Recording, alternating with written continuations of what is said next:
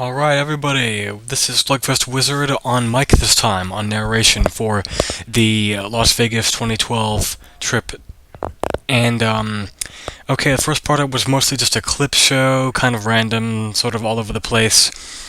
But I only had to use what I had to shoot, but here we go, I've decided to do something different this time. And now, this was a real treat to get to see Tito Ortiz, long-time UFC player, real company man, being inducted into the UFC Hall of Fame. Dana White was there too. He said he was an emotional guy. He got up there, things got kind of, really neat. He, after this, walked around to the curtains and then started signing autographs, and I've got video of when he walked by my brother and I, and I'm gonna see if I can find that and post it later on. So you'll see it here in a little bit. Okay. Yeah, he thanks the fans too. It was really neat seeing how gracious he was for what Frank and Lorenzo Fertitta and everyone else, in Zuffa had done for him throughout his 15 some odd year career. He's got the most fights in UFC history, all the surgeries and all of the blood, sweat, and tears that he poured into the sport.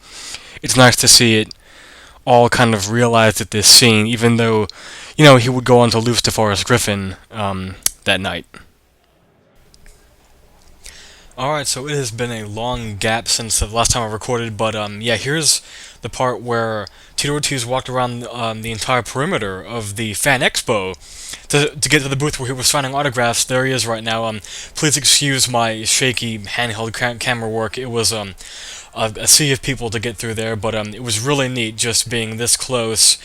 There were, as you can see, security guards everywhere. There's his wife, I believe, Jenna Jameson, the Zuffa camera crew, and some people were waiting in line for probably hours and hours for just this moment. But which I was not able to get his autograph or talk to him. And there's me. Okay, I'm gonna say a couple of things. And as it was winding down to Tito Ortiz's last fight on that night with Forrest Griffin, I must say, even though I picked Forrest Griffin to win that one, I was rooting for Tito. It was tough to see him go out the way he did. Um, Especially because there was a moment, I believe, in the third round where he had actually hurt Forrest Griffin badly. He had rocked him with a couple hooks, dropped him to the canvas. And if there's anybody that knows anything about how Tito Ortiz fights nowadays, in 2012, 2011, whatever it is, that Tito Ortiz has mostly been a first round type of fighter.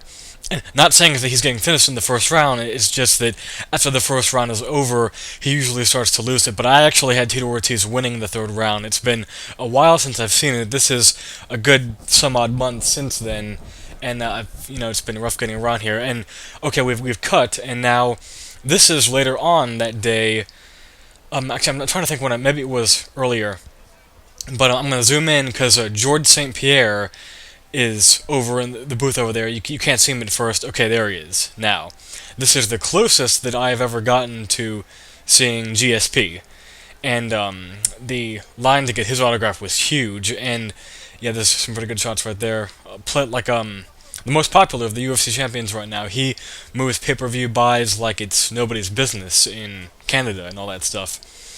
And I was told that GSP was only signing merchandise that he was sponsored by, or a certain type of merchandise. So if you had brought your own gloves or your own shirt, he was contractually obligated to not sign it.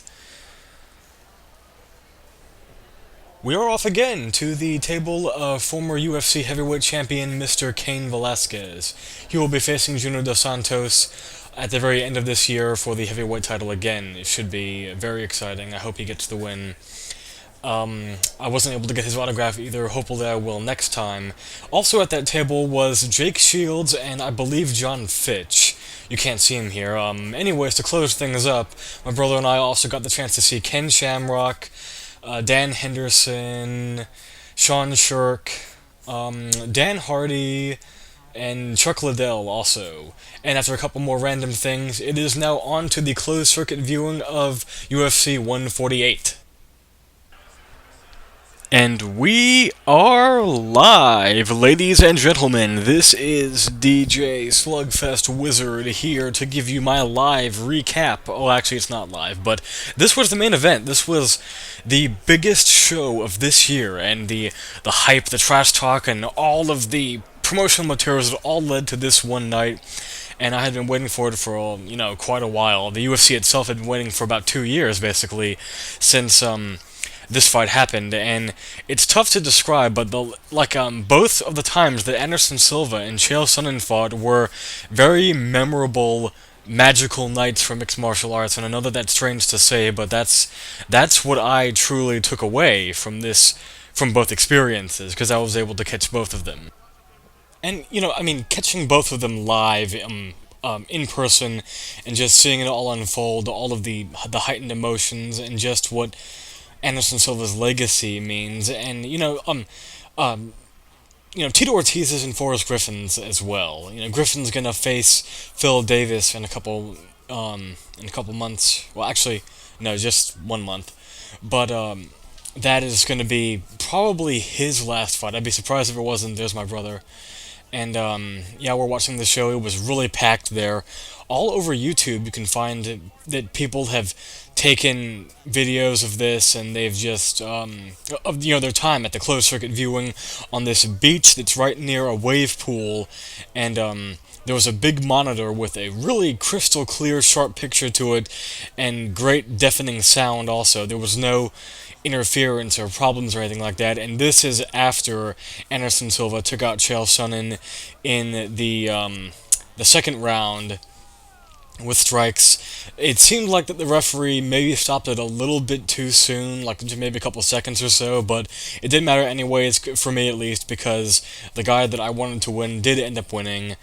I ran into more people that were more Chael Sonnen fans than Anderson Silva fans, because it's easy for some people to not be a fan of a guy like Silva just because of the way he acts, but I really can't hate on him because of the legacy and the amount of time and effort that he's put into this sport, and the amount of records that he has in the UFC that will probably not be matched for a long time, until someone like John Jones comes along and starts doing whatever they want to a division. But the fact that he's able to do all this and he's like 38, 37 is just astounding, and there will probably never be another fighter and another mixed martial artist like him. Here he called in Pedro Hizo, one of his friends and training partners too. At this moment, I remember very distinctly, after Silva had beaten Sonnen for a second time, some guys that were standing near the front of the big group that we were at, they jumped into the pool and they started splashing the water in the air, and everyone was cheering. And I did my thing where I usually yell. I just yelled out, "And still!" Yeah, and this is the part where he gives a nice speech about how this is a sport. This is the UFC, and his 10th successful title defense, as you can see. What's next for him at this moment that I'm recording this right now is people are saying George St. Pierre or John Jones. I personally don't really want to, not that interested in seeing him fight John Jones, not because I don't think that he would win, but because the George St. Pierre fight is more relevant nowadays, whereas George has held his belt in the welterweight division for about 4 years or so, maybe not quite that long, but actually, and John Jones has only had the light heavyweight belt for about a year and a half now. And there's a better story between guys like George St. Pierre and Anderson Silva as well. And yes, my father was there too, and so was my uncle, and that was just a great night. And Las Vegas really did not disappoint. It lived up to the hype, and it's like its own little world.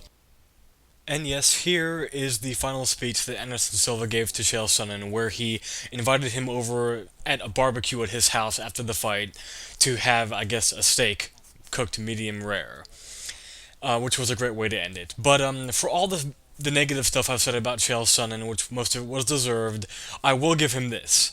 He did a fantastic job at being a one-man promotional machine and selling this fight to just about everybody that he could, including not even casual fans, but just people who owned a TV. So with that, I'm going to say thank you, Anderson Silva, thank you, Chael Sonnen, thank you, everyone else who put on a great show. Thank you, Las Vegas, and to all those who gave their blood, sweat, and tears to put on this event and this expo. Stay as precious and as amazing as you are. And with that, this is Slugfest Wizard signing off. Make it a great day, Lens.